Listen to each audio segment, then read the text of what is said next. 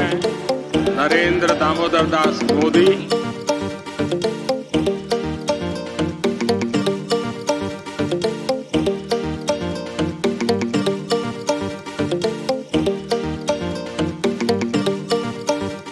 लोकसभा चुनाव 2024 के नतीजे सामने आ गए हैं। पीएम मोदी और बीजेपी के नेतृत्व में एनडीए गठबंधन को बहुमत हासिल हुआ है और आने वाले दिनों में तीसरी बार एनडीए की सरकार बनने वाली है। और जाहिर सी बात है कि लगातार तीसरी बार नरेंद्र मोदी प्रधानमंत्री बनने वाले हैं। इन सब के बीच पीएम मोदी के वैश्विक नेताओं से बधाई मिलना शुरू हो गया है, जिसमें मित्र देशों के राष्ट्रपति और प्रधानमंत्री पीएम मोदी को अपनी शुभकामनाएं संदेश भेज रहे हैं।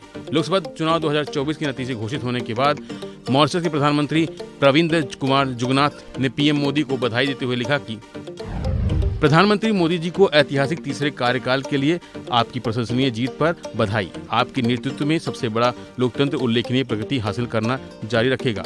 मॉरिशस भारत विशेष संबंध हमेशा बने रहें। इसके साथ ही उन्होंने कहा कि मॉरिशस के विशेष संबंध अमर रहे। इस मौके पर भूटान के पीएम कशेरिंग तोब्गे ने पीएम मोदी को बधाई देते हुए कहा कि दुनिया के सबसे बड़े चुनावों में लगातार तीसरी बार जीत के लिए मेरे मित्र नरेंद्र मोदी जी को बधाई। वे लगातार भारत को नई ऊंचाइयों पर ले जा रहे हैं। मैं उनके साथ मिलकर काम करने के लिए उत्सुक हूं ताकि हमारे दोनों देशों के बीच संबंध और मजबूत रहें। वहीं प्रधानमंत्री मोदी ने भी भूटान के प्रधानमंत्री के संदेश का जवाब देते हुए लिखा कि मेरे मित्र प्रधानमंत्री शेरिंग तोब्गे को आपकी हार्दिक शुभकामनाओं के लिए धन्यवाद। भारत भूटान संबंध लगातार मजबूत होते रहेंगे।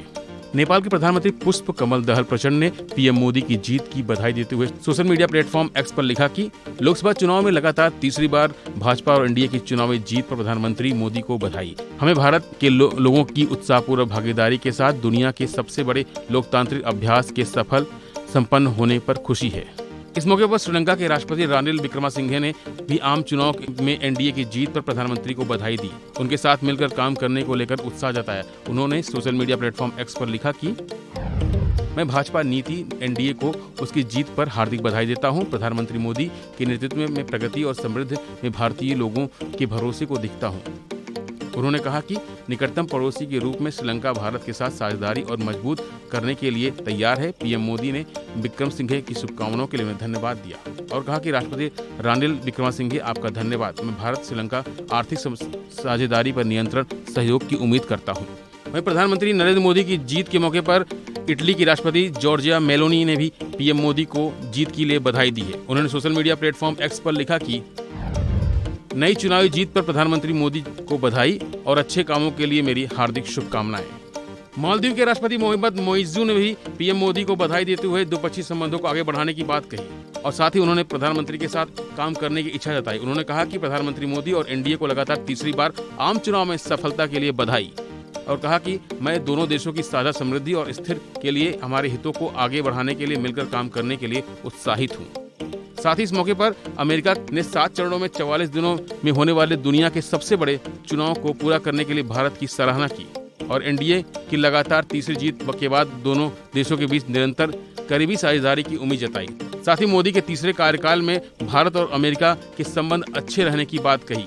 अमेरिकी विदेशी मंत्रालय के प्रवक्ता मैथ्यू मिलर ने कहा कि मैं अमेरिका और भारत के बीच निरंतर करीबी साझेदारी की उम्मीद करता हूं। सरकार और दोनों के बीच दोनों स्तर पर बड़ी साझेदारी है। मुझे पूरी उम्मीद है कि यह जारी रहेगी। दरअसल 4 जून को देश में 18वीं लोकसभा चुनाव के नतीजे लगभग साफ हो गया कि 542 सीटों में से एनडीए को कुल 292 सीटें मिली। इंडिया गठबंधन को 223 सीटें मिली हैं। वहीं बीजेपी 272 के बहुमत आंकड़े को अकेले पार नहीं कर पाई, लेकिन एनडीए ने इस आंकड़े को पार कर लिया, जिसके बाद बीजेपी अपनी सरकार बनाने का दावा कर रही है। पिछले चुनाव 2014 में बीजेपी को 278 सीटों पर जीत मिली थी, वहीं 2019 में 303 सीटें मिली थी। फिलहाल इस खबर में इतना ही। बाकी अपडेट के लिए बने रहिए वन इंडिया हिंदी के साथ।